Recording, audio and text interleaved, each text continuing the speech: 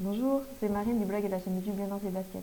J'espère que vous allez bien. Alors aujourd'hui, cette vidéo, elle est un peu particulière. En fait, j'ai envie de rassurer et d'expliquer aux personnes qui ne comprennent pas la parentalité positive, consciente, ce que c'est et qu'on ne fait pas ça enfin, qu'on ne les juge pas en fait sur ce que eux ont fait, surtout voilà nos proches.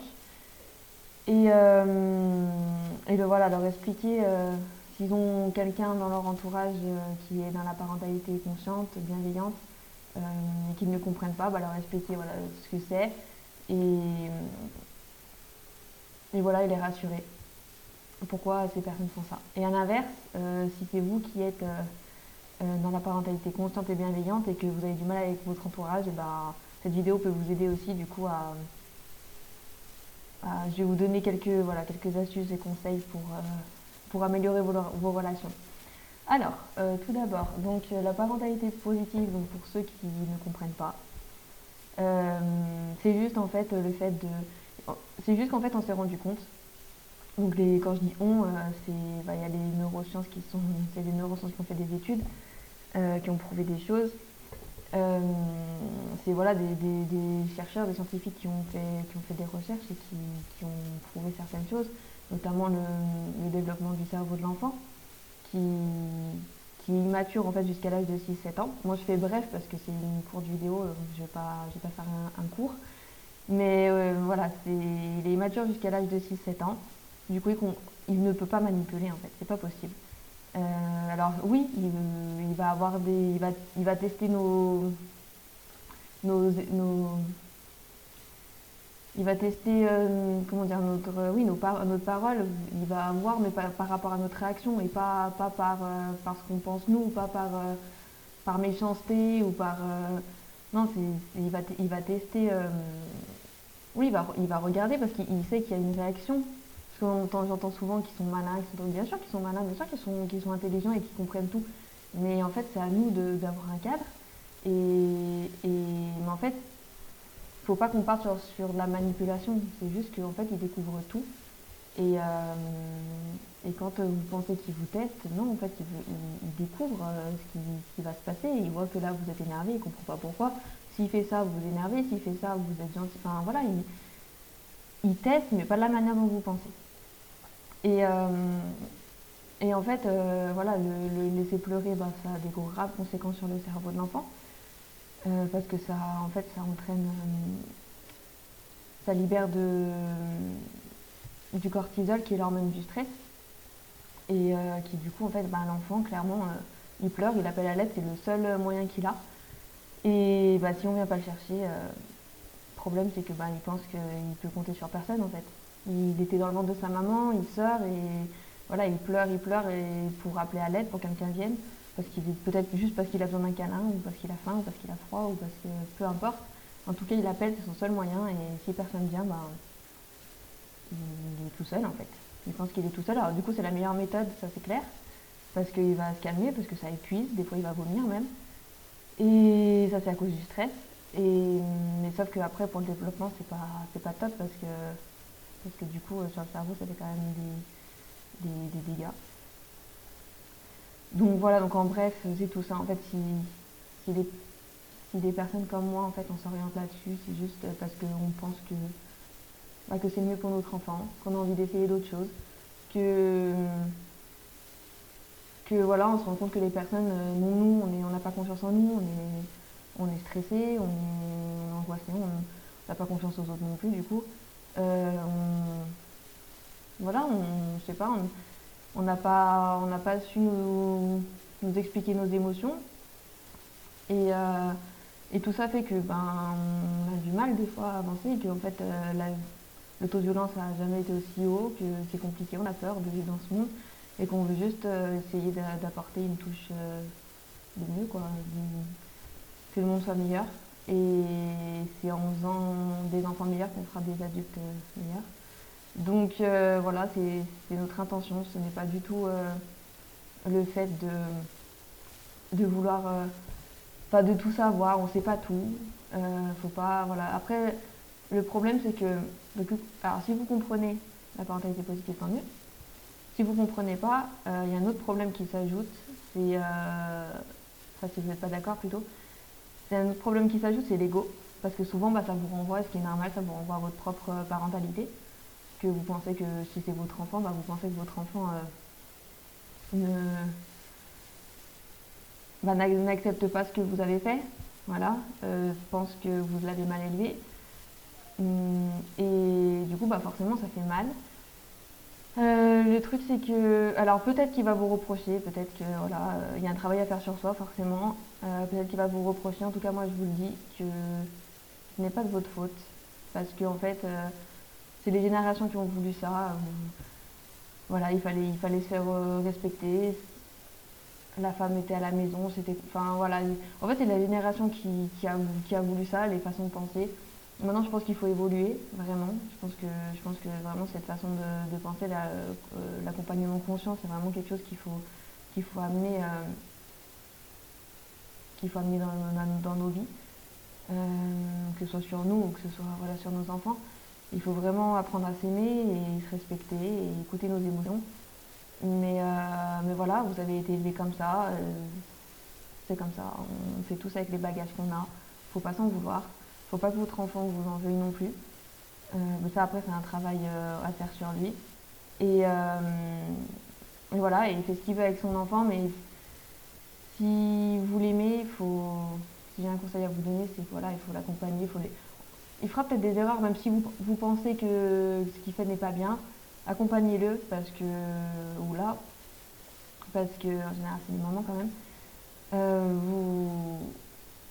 Il faut l'accompagner parce qu'en fait, être maman, c'est compliqué. On veut faire de notre mieux. On ne sait pas. En fait, on suit notre instinct, c'est tout. Et oui, on se renseigne sur des choses, mais c'est des choses qui nous parlent finalement et on a envie de les essayer.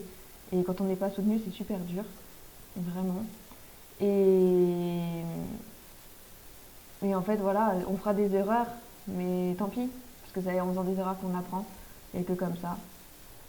Et si voilà, vous faites partie, vous êtes dans la parentalité consciente, n'en voulez pas à votre entourage. Alors si besoin, éloignez-vous, parce qu'en fait, il faut quand même penser. C'est pas fuir, c'est pas égoïste, ou peut-être un peu égoïste, mais non, en fait, il faut penser à soi. Il y a que vous qui pouvez penser à vous, en fait. C'est tout. Les autres ne le feront pas. Donc en fait, si vous restez avec des personnes qui vous nuisent, même inconsciemment, faut pas rester en fait. Ou alors vraiment vous imposer et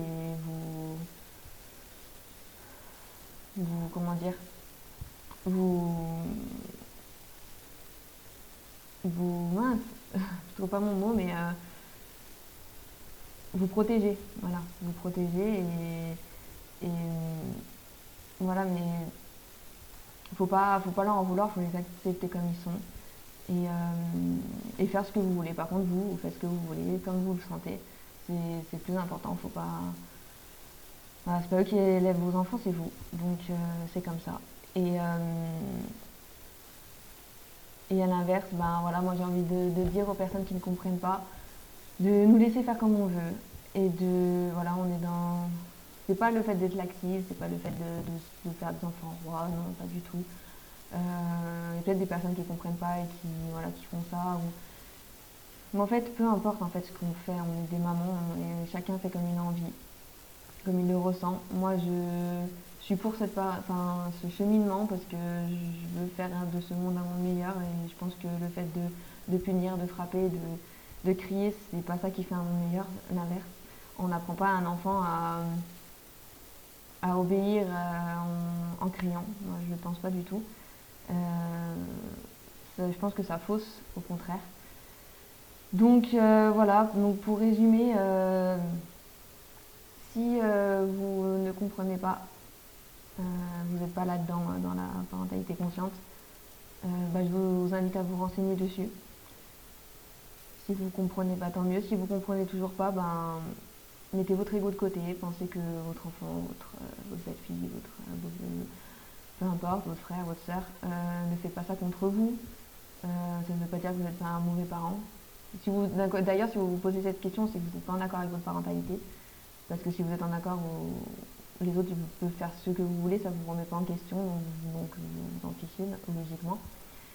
Et voilà, et en fait, enfin, respectez-le. Si vous aimez cette personne, et ben, ce que vous pouvez faire de mieux, c'est de respecter son choix.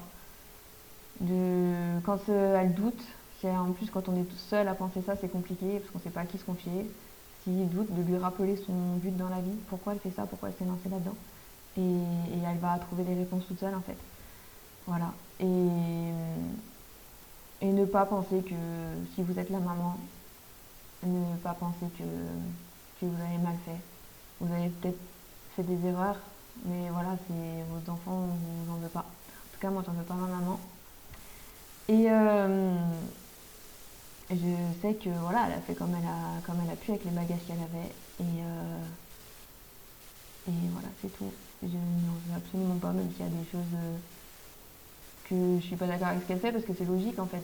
On pense pas du tout pareil, donc il y a des choses je suis pas d'accord, mais je sais que c'est compliqué de comprendre ça, de comprendre mon cheminement, et elle peut pas se mettre à ma place. Enfin voilà, elle peut pas tout changer du jour au lendemain.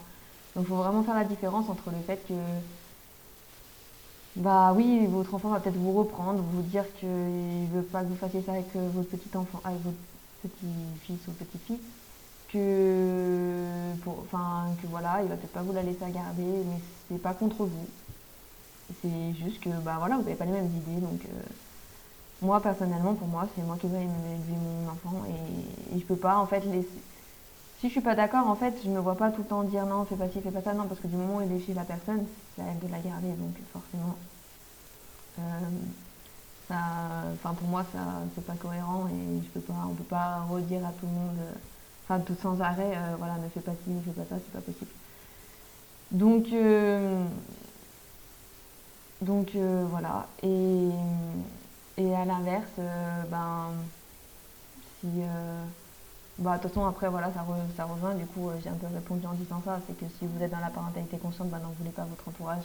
Ils ont fait ce qu'ils pouvaient. Et maintenant, il faut juste assumer vos choix. Et voilà, et leur expliquer si besoin. Après, s'ils ne comprennent pas, vous expliquez pas, mais vous faites. Et il faut que vous soyez sûr de vous et aligné avec vous-même. Voilà. Bon, j'espère que j'ai été claire. C'est un peu compliqué à dire parce que c'est des ressentis. Mais je tenais à faire cette vidéo parce que je trouve ça compliqué dans les deux sens, les relations avec notre entourage. Donc voilà, j'espère que ça vous a aidé. N'hésitez pas à aimer, à partager si ça vous a aidé et à me laisser des commentaires. Et voilà, je vous souhaite de passer une belle journée et à bientôt sur le blog à la chaîne YouTube Bien dans ses baskets. Au revoir.